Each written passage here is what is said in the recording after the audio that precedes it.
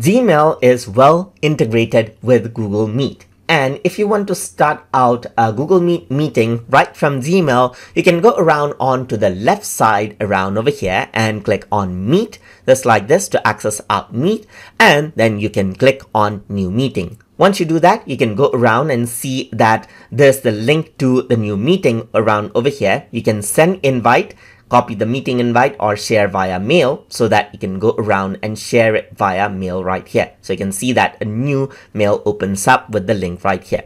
The other option you have is you can click on new meeting and click on start now, and immediately you're actually taken to the Google Meet meeting right here, just like this. And that is how you can go around and directly start out the meeting from Gmail right here.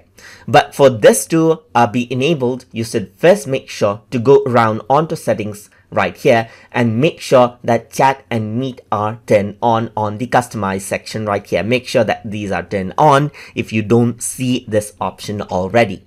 And if you want to learn more about Google Meet, then you can check out my playlist on Google Meet separately as well, because I have covered up Google Meet entirely separately in a separate tutorial series.